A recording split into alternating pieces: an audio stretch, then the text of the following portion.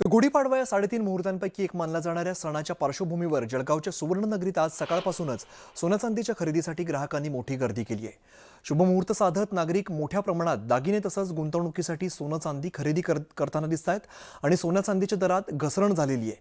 सध्या जळगावमध्ये सोन्याचा दर सुमारे 1,58,000 रुपये प्रति तोळा जीएसटी सह तर चांदीचा दर 2,58,000 रुपये प्रति किलो जीएसटी सह इतका आहे। 3.5 मुहूर्तापैकी एक मानला जाणाऱ्या गुढीपाडवा सणाच्या पार्श्वभूमीवर आज सकाळपासूनच जळगावच्या सुवर्णनगरीमध्ये मोठी गर्दी पाहावयास मिळते। याचं मुख्य कारण म्हणजे 3.5 मुहूर्तापैकी गुढीपाडवा या सणानिमित्त सोने आणि चांदी खरेदी केलं तर हे शुभ मानलं जातं। याच अनुषंगाने आज सकाळपासूनच जळगावच्या सुवर्णनगरीमध्ये सोने चांदी खरेदी करण्याच्या दागिने खरेदी करण्यासाठी गर्दी दिसते आहे। ग्राहकांसाठी मोठा दिलासाचा एक आजची बातमी मानली जाईल।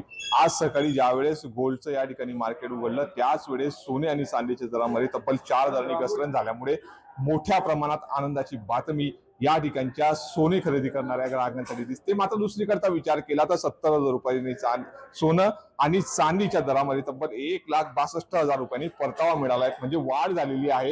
याचमुळे सोनं खरेदी करणाऱ्या ग्राहकांसाठी एक आनंदाची जरी बातमी असली तरी त्या ठिकाणी परतावा देखील चांगला मिळालेला आहे। सर, काय सांगाल, आज गुढीपाडव्याचा हा शुभ मुहूर्त 3:30 आणि सकाळपासूनच आपल्या या शोरूम मध्ये सोनं खरेदी करण्यासाठी गर्दी?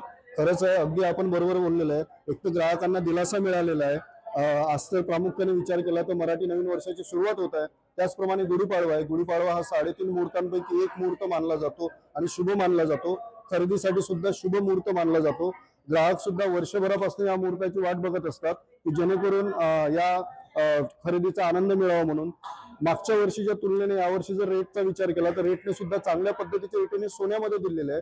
त्यामुळे ग्राहकांनी सध्या खरेदीसाठी सोने खरेदी असू द्या, चांदी खरेदी असू द्या, नॅचरल डायमंडचे दागिने खरेदी असू द्या, या खरेदीसाठी दुकानांमध्ये खूप चांगला रिस्पॉन्स आणि खूप गर्दी केलेली आहे। तिथंच या ठिकाणी मराठी नवीन वर्ष म्हणजे गुढीपाडव्याच्या या सकाळच्या पहाटला सोने खरेदी करण्यासाठी जळगावच्या सुवर्णनगरीत ग्राहकांची उसळलेली ही गर्दी आणि आनंदाची बातमी म्हणजे 4,000 सोनं आणि चांदीच्या दरामध्ये झालेली घसरण, त्यासोबतच मागील वर्षाच्या तुलनेने या ठिकाणी मोठा परतावा, या संपूर्ण बाबी पाहता आज जळगावच्या सुवर्णनगरीमध्ये मोठ्या प्रमाणात गर्दी सकाळपासूनच या ठिकाणी गुढीपाडव्याच्या पार्श्वभूमीवर खरेदी करण्यासाठी दिसून येत आहे।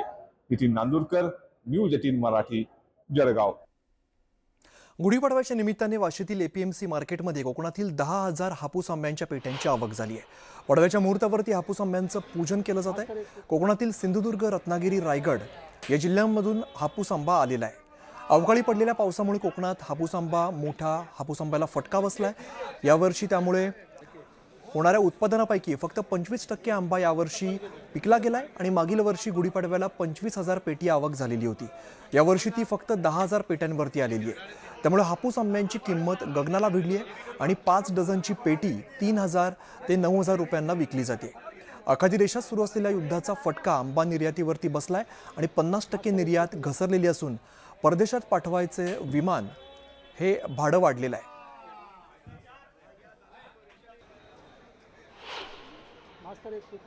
नाही, आंबा एक्सपोर्टला तर पाहिजे, पण वर्षी कमी आहे आंबा, रेट पण जास्त आहे। आम्हाला पण माहीत आहे शेतकरीला खर्च वाढलेले आहे, थोडं वातावरणामुळे पण जे आहे ते त्याला परवडत नाही, पण आम्ही तेच समजून रेट पण वाढलेले आहे, आंब्याचे रेट पण वाढलेले आहे। आम्ही आमचे इम्पोर्टर्स आहे त्यांना रिक्वेस्ट करतो यावर्षी थोडं आम्हाला सांभाळा आणि जे आंब्या तुम्ही पहिले 100 टन घेत होते ते 40-50 टन घ्या।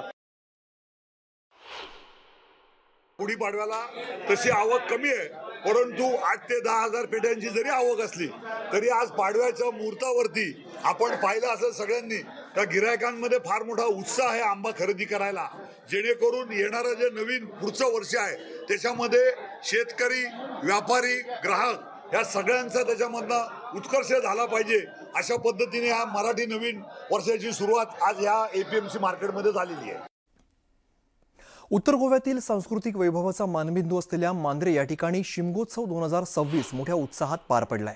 गोवा सरकारच्या पर्यटन विभागाच्या वतीने आयोजित या सोहळ्यात पारंपरिक संस्कृती आणि आधुनिक रोषणाईचा अद्भुत संगम बघायला मिळाला।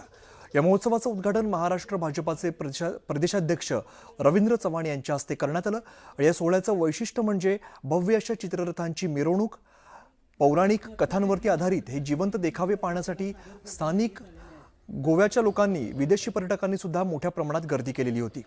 मिरवणुकीत ढोल ताशांच्या गजरात सहभागी झालेले रोमटा मेळ पथक हे आकर्षणाचं केंद्र ठरलंय. सोबतच घोडेमोडणी, गोफ आणि फुगडी यांसारख्या पारंपरिक लोकनृत्यांनी उपस्थितांची मनं जिंकलेली आहेत.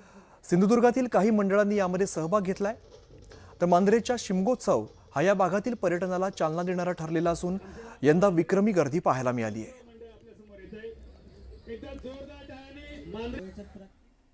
तर भगवान श्रीराम यांच्या जन्मोत्सवाच्या पावन पर्वावरती रामनवमी निमित्ताने अयोध्येमध्ये भक्तीचा अनोखा सोहळा रंगणार आहे.